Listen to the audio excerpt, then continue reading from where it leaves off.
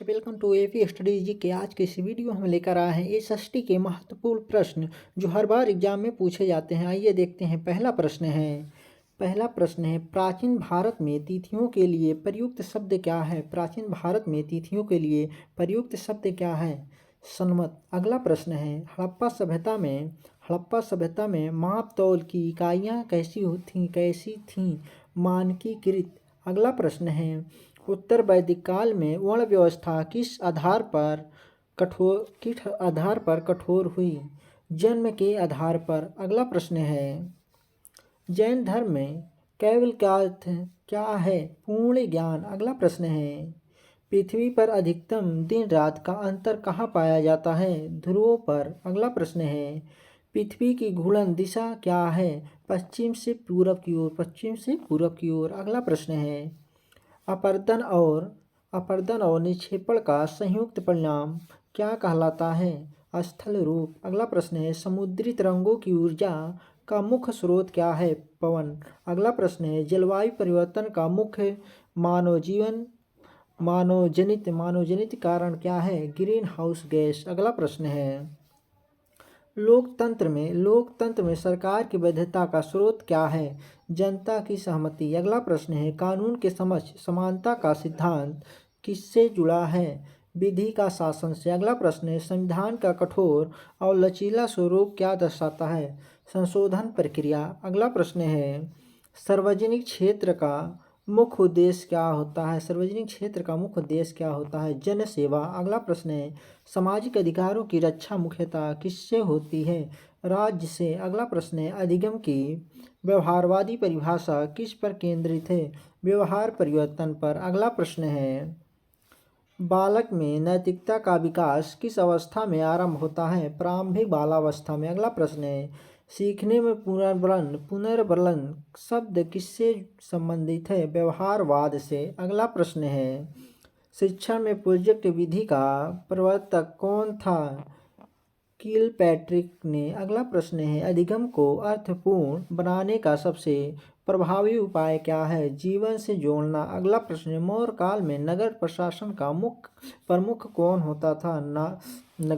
नागरिक। अगला प्रश्न है अशोक के धम्म का व्यवहारिक रूप किस पर आधारित था। नैतिकता पर। अगला प्रश्न है गुप्त काल में शिल्प संघों को क्या कहा जाता था। श्रेणियाँ। अगला प्रश्न है चोल काल में कर निर्धारण किस आधार पर होता था। भूमि उपज पर। अगला प्रश्न है इतिहास लेखन में स्रोतों की आलोचना क्यों आवश्यक है। सत्यता जांचने हेतु के लिए। अगला प्रश्न है मानचित्र में समोच्च रेखाएं क्या दर्शाती हैं। समान ऊंचाई। अगला प्रश्न है पृथ्वी का वायुदाब समुद्र तल पर कैसा होता है। अधिकतम। अगला प्रश्न है मरुस्थल में दिन और रात के तापमान में अधिक अंतर क्यों होता है।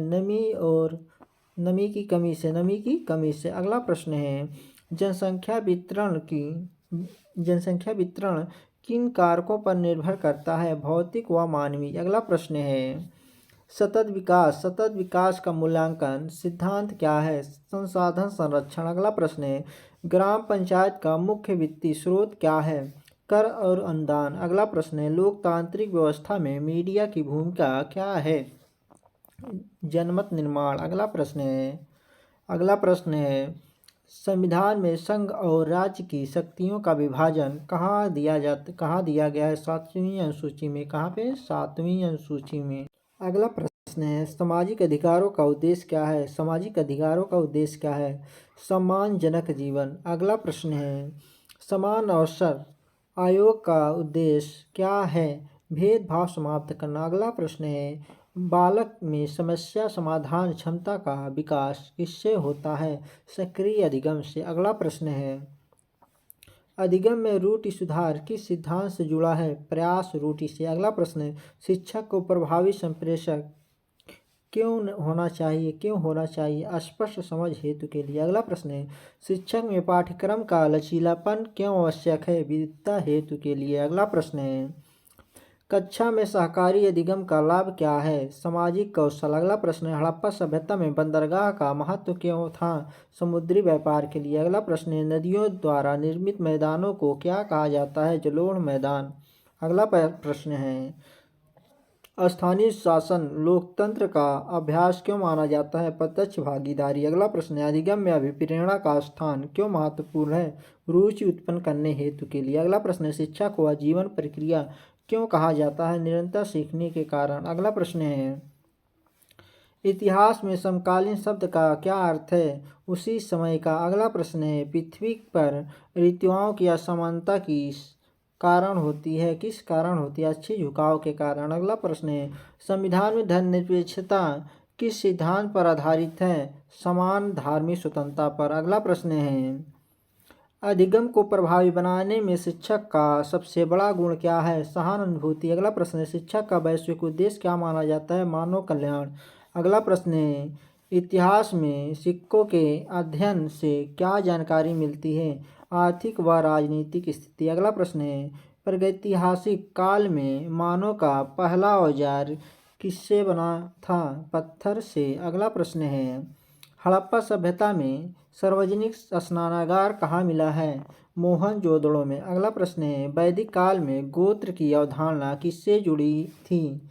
वंश परंपरा से। अगला प्रश्न है, बौद्ध धर्म में निवारण का अर्थ क्या है? दुख से मुक्ति। अगला प्रश्न है, पृथ्वी पर सबसे लंबा दिन कब होता है? 21 जून को। अगला प्रश्न है, पृथ्वी की परिक्रमा का पथ क्या कहलाता है? कक्षा। अगला प्रश्न है, पर्वतीय ढालों पर मैदान अपरदन अधिक क्यों होता है? तीव्र ढाल के कारण। अगला प्रश्न है, नदी के ऊपरी प्रवाह में प्रमुख कार्य क्या होता है? अपरदन। अगला प्रश्न है, तापमान घटने की दर को क्या कहा जाता है? तापहास दर। अगला प्रश्न है, लोकतंत्र में सत्ता का वास्तविक स्रोत कौन होता है? जनता। अगला प्रश्न है, कानून लागू करने की दैनिक जिम्मेदारी किसकी होती है? कार्यपालिका की। अगला प्रश्न है, मौलिक अधिकारों का संरक्षण कौन करता है? सर्वोच्च न्यायालय। सार्वजनिक स्वास्थ्य सेवाएं किस अधिकार से जुड़ी हैं?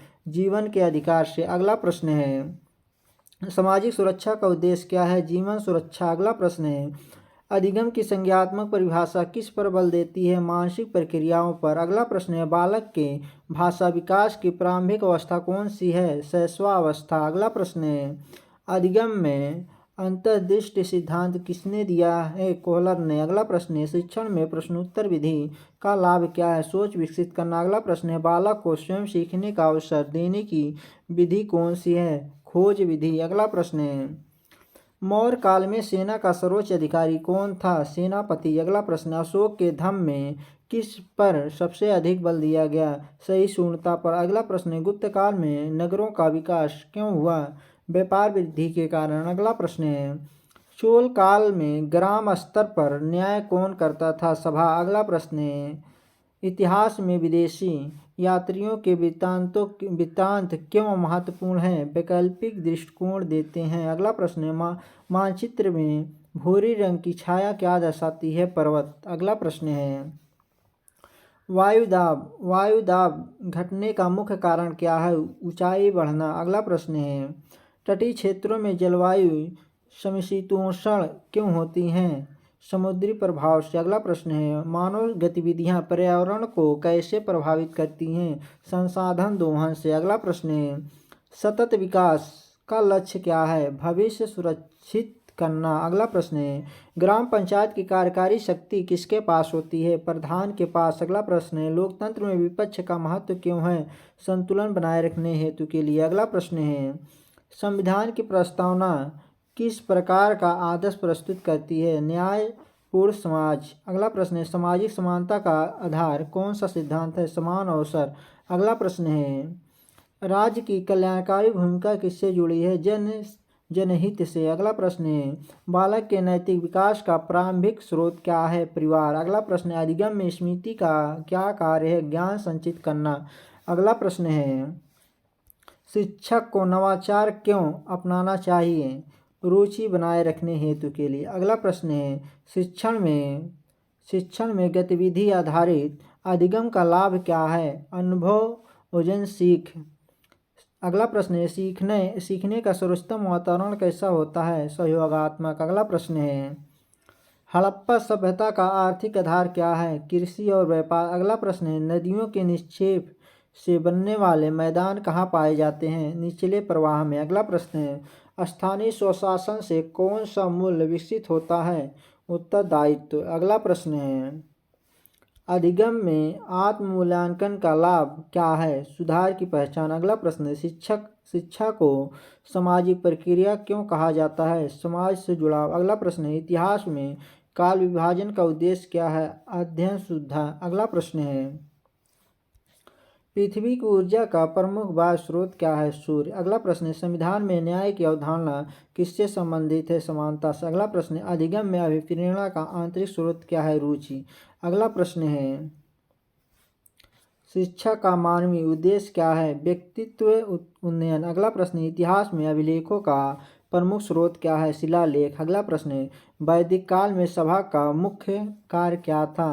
परामर्श। अगला प्रश्न है, मौर्य प्रशासन में समहर्ता किससे जुड़ा था? राजस्व संग्रह से। अगला प्रश्न है, गुप्त काल में भूमि दान का प्रमाण किसे मिलता है? ताम्रपत्र से। किससे मिलता है? ताम्रपत्र से। अगला प्रश्न है, चोल काल में कर निर्धारण किस इकाई पर होता था? ग्राम पर। अगला प्रश्न है, पृथ्वी के आंतरिक भाग का सबसे बाहरी स्तर है? भूपटटी। अगला प्रश्न है, भूकंप का केंद्र पृथ्वी के भीतर क्या कहलाता है? केंद्रक। अगला प्रश्न है, मानसून की दिशा बदलने का मुख्य कारण क्या है? दाब भिन्नता। अगला प्रश्न है, मरुस्थलीय क्षेत्र में वर्षा कम क्यों होती है? अवरोही वायु के कारण। अगला प्रश्न है, नदी द्वारा बनाए गए घुमाव को क्या कहते हैं? विसर्प। अगला प्रश्न है, लोकतंत्र में कानून निर्माण का कार्य किसका है?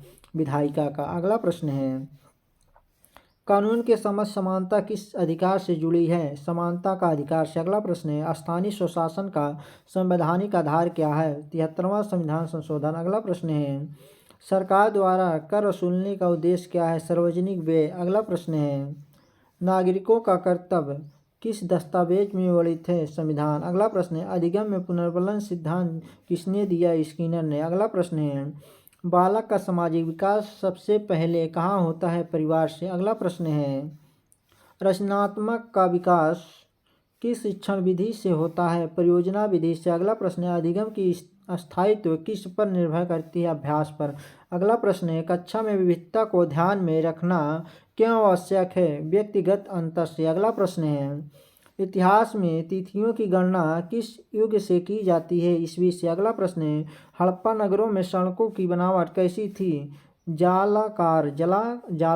अगला प्रश्न है, बौद्ध संघ में प्रवेश को क्या कहा जाता था? प्रवज्य। अगला प्रश्न है, गुप्त काल में शिक्षा का मुख्य केंद्र कौन सा था? नालंदा। अगला प्रश्न है, मध्यकाल में फारसी भाषा का उपयोग किस क्षेत्र में था? प्रशासन में। अगला प्रश्न है, देशांतर रेखाओं का उपयोग किसके लिए होता है? समय निर्धारण के लिए। अगला प्रश्न है, जलवायु से ज्वालामुखी से निकलने वाला द्रव क्या कहलाता है? लावा। अगला प्रश्न है, तटीय मैदानों की मिट्टी कैसी होती है? जलोढ़। अगला प्रश्न है, वन संसाधन मानव के लिए क्यों महत्वपूर्ण है? पारिस्थितिकी संतुलन के लिए। अगला प्रश्न है, लोकतांत्रिक सरकार की पहचान क्या है? उत्तरदायित्व। अगला प्रश्न है, मीडिया को लोकतंत्र का चौथा स्तंभ क्यों कहा जाता है?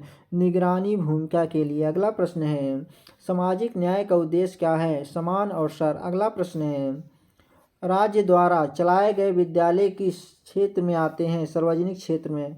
अगला प्रश्न है, कानून तोड़ने पर दंड कौन निर्धारित करता है? न्यायपालिका। अगला प्रश्न है, अधिगम में प्रेरणा का बाह्य स्रोत क्या हो सकता है? पुरस्कार। अगला प्रश्न है, बालक की जिज्ञासा को बढ़ाने का सर्वोत्तम साधन क्या है? प्रश्न पूछना। अगला प्रश्न है, मूल्यांकन का मुख्य उद्देश्य क्या है? प्रगति जांच। अगला प्रश्न है, शिक्षण अधिगम प्रक्रिया का केंद्र कौन है? शिक्षार्थी। अगला प्रश्न है, सहकारी अधिगम से कौन सा गुण विकसित होता है? सहयोग। अगला प्रश्न है, इतिहास में स्रोतों की तुलना क्यों की जाती है? सत्यापन से। अगला प्रश्न है, नदी घाट सभ्यताओं का विकास क्यों हुआ?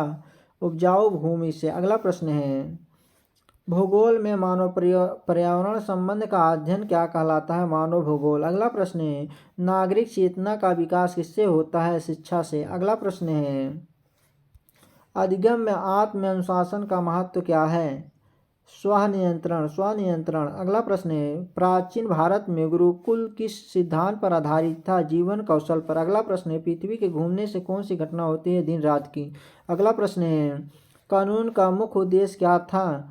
व्यवस्था बनाए रखना। बालक की रुचि का सम्मान किस शिक्षा दर्शन में है? प्रगतिवाद में। अगला प्रश्न है, शिक्षा द्वारा समाज में क्या परिवर्तन आता है? सामाजिक विकास का। अगला प्रश्न है, इतिहास में कालक्रम का महत्व क्या है? क्रमबद्ध अध्ययन। अगला प्रश्न है, पर्वतीय क्षेत्रों में जनसंख्या कम क्यों होती है? कठोर जलवायु के कारण। अगला प्रश्न है, संविधान में स्वतंत्रता का संबंध किससे है? अधिकारों से। अगला प्रश्न है, अधिगम में अनुभव की भूमिका क्या है? गहन समझ। अगला प्रश्न है, शिक्षा का राष्ट्रीय उद्देश्य क्या है? नागरिक निर्माण। अगला प्रश्न है, ताम्र प्रसार काल की विशेषता क्या थी? तांबे का प्रयोग। अगला प्रश्न है, वायुमंडल की सबसे निचली परत कौन सी है? क्षोभमंडल। अगला प्रश्न है, लोकतंत्र में भागीदारी का साधन क्या है? मतदान। अगला प्रश्न है, सीखने में रुचि का महत्व क्या है? सुधार अवसर। अगला प्रश्न है, शिक्षा का सामाजिक उद्देश्य किससे जुड़ा है? समाज सुधार से। अगला प्रश्न है, प्राचीन भारत में व्यापार का प्रमुख मार्ग कौन सा था? रेशम मार्ग। अगला प्रश्न है, जल चक्र का प्रारंभिक चरण क्या है?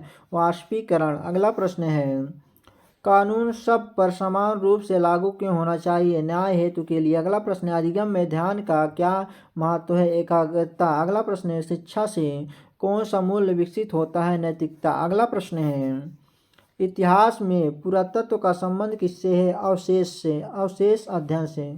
अगला प्रश्न है, पृथ्वी पर जीवन संभव होने का मुख्य कारण क्या है? जल की उपलब्धता। अगला प्रश्न है, लोकतंत्र शासन की सफलता किस पर निर्भर करती है? जागरूक नागरिक पर। अगला प्रश्न है, अधिगम में सृजनात्मकता का आधार क्या है? कल्पना। अगला प्रश्न है, शिक्षा का दीर्घकालिक प्रभाव क्या होता है? व्यक्तित्व निर्माण। अगला प्रश्न है, हड़प्पा सभ्यता की लिपि कैसी थी? चित्रलिपि थी। अगला प्रश्न है, मौसम और जलवायु में अंतर का आधार क्या है? समय अवधि। अगला प्रश्न है, नागरिकों की शिकायतों का निवारण कौन करता है? सरकार। अगला प्रश्न है, अधिगम में पुनरावृत्ति का लाभ क्या है? स्मरण शक्ति। अगला प्रश्न है, शिक्षा का व्यक्तिगत उद्देश्य क्या है? आत्मविकास। अगला प्रश्न है, इतिहास में सिक्कों पर शासकों के नाम क्यों होते थे? सत्ता प्रदर्शन के लिए। अगला प्रश्न है, भौतिक भूगोल का मुख्य अध्ययन क्षेत्र क्या है?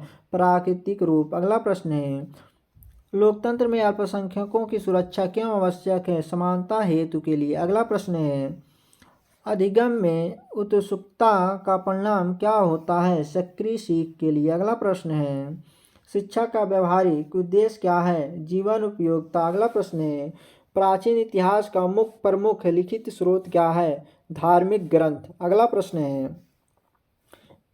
पृथ्वी के ताप संतुलन में विकास योगदान है? किसका योगदान है? वायुमंडल का। अगला प्रश्न है, नागरिकों के अधिकारों की रक्षा कौन करता है? न्यायपालिका। अगला प्रश्न है, अधिगम में अभिवृत्ति का अर्थ क्या है? झुकाव। अगला प्रश्न है, शिक्षा और संस्कृति में क्या संबंध है?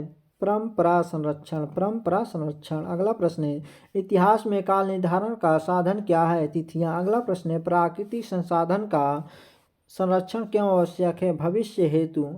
अगला प्रश्न है, लोकतंत्र में निर्णय प्रक्रिया कैसी होती है? सामूहिक। अगला प्रश्न है, अधिगम में सहभागिता का लाभ क्या है? बेहतर समझ। अगला प्रश्न है, शिक्षा का वैश्विक उद्देश्य क्या है? मानव कल्याण। अगला प्रश्न है, इतिहास में स्रोतों की विश्वसनीयता क्यों जांची जाती है? तथ्य शुद्धता के लिए। अगला प्रश्न है, भूगोल में स्थान का महत्व क्या है? गतिविधि निर्धारण के लिए। अगला प्रश्न है, लोकतंत्र में पारदर्शिता क्यों आवश्यक है? विश्वास हेतु के लिए। अगला प्रश्न है, अधिगम में भावनाओं की भूमिका क्या है? प्रेरणा बढ़ाना। अगला प्रश्न है, शिक्षा का नैतिक उद्देश्य क्या है? चरित्र निर्माण। अगला प्रश्न है, इतिहास में सभ्यताओं का पतन क्यों होता है? संसाधन संकट के लिए। अगला प्रश्न है, पृथ्वी की घूर्णन गति का प्रभाव क्या है? समय अंतर। अगला प्रश्न है, नागरिक कर्तव्यों का पालन क्यों आवश्यक है? सामाजिक व्यवस्था। अगला प्रश्न है, अधिगम में आत्मविश्वास का प्रभाव क्या है? अधिगम में आत्मविश्वास का प्रभाव क्या है? सफलता। अगला प्रश्न है, शिक्षक का अंतिम उद्देश्य क्या माना जाता है? शिक्षक का अंतिम उद्देश्य है पूर्ण मानव विकास। पूर्ण मानव विकास। थैंक यू फ्रेंड्स, वीडियो अच्छी लगे चैनल को सब्सक्राइब और लाइक करें। जय हिंद दोस्तों।